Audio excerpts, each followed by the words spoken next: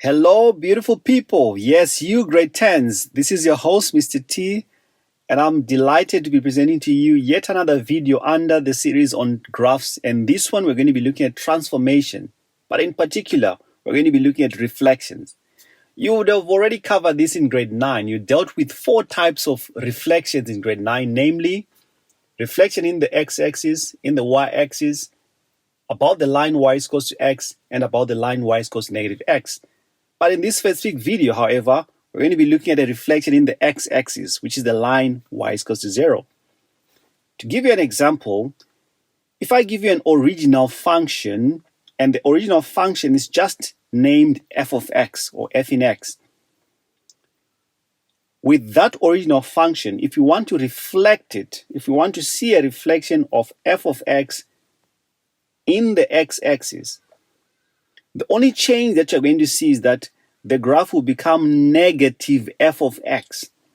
That negative that you're seeing in front of f of x, which is an indication of like a multiplication of the whole graph by a negative 1, it brings about a reflection in the x-axis.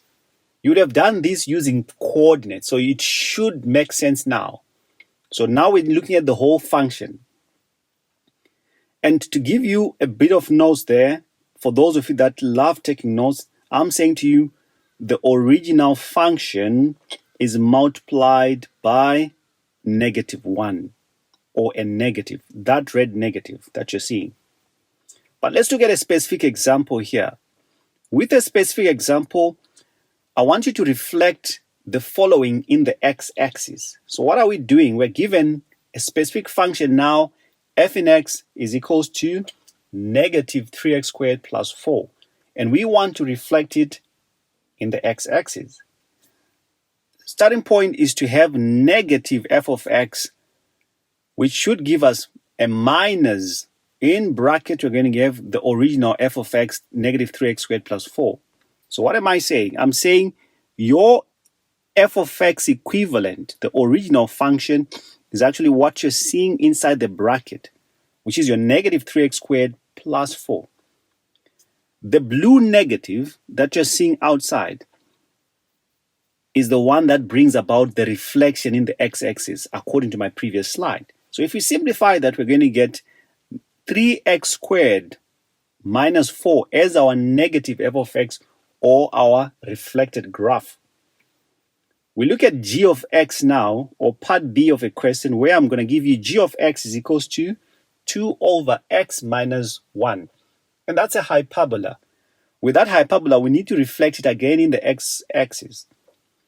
Already, if you can picture your work very well, you should know that that asymptote of y is equals negative 1, if you are reflecting it in the x-axis, it should become a positive 1. But anyway, let's prove it by way of working it out. So we're going to have negative g of x is equals to minus 2 over x minus 1. Same explanation as the previous one. Your g of x original is what you're seeing in the bracket. That minus that you're seeing outside the bracket is the one that brings about a reflection in the x-axis. Simplifying that expression, we get negative 2 over x plus 1. Yes, that plus 1 that I talked about, you can now see it. So the new asymptote will now be at y is equals to positive 1. And obviously your graph is now negative g of x. It's not g of x. Looking at a last function there, under this specific example, we're looking at question C, where you're given h in x is equals to 2 times 3 to the power x minus 1. Reflecting it in the x-axis, we get negative h of x is equals to minus, in bracket, your h of x, 2 times 3 to the power x minus 1. Simplifying that, we get negative h in x is equals to minus 2 times 3 to the power x plus 1. We move on to the next illustration. In our next illustration, we are told that if f of x is equals to negative x squared over 2 plus 4, describe the transformation to h of x if h of x is half x squared minus 4. So what is important here is to realize that from the original f of x, you've got a plus 4 for your q value. Now it has been changed to a negative 4. So the sign is now different.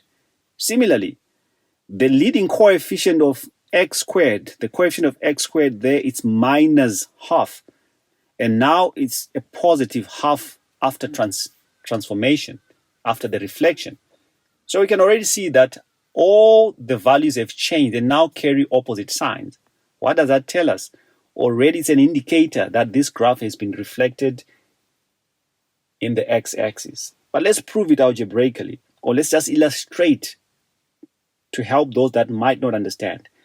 So that h of x can be written as, I'm going to factor out a negative, take out a negative, and have it as negative half x squared minus plus 4 rather.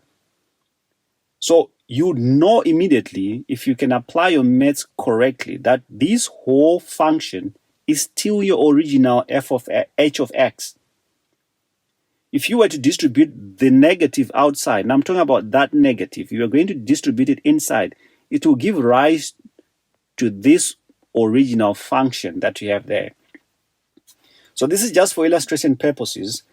We know without a doubt that our h of x, the relationship between h of x and f of x, is that your h of x is as a result of multiplying f of x by a negative. And what does that tell us? In conclusion, we can say, therefore, our f of x has been reflected about the x-axis. So it's a reflection about the x-axis. I hope you enjoyed that. Until next time, signing out is Mr. T. Bye-bye.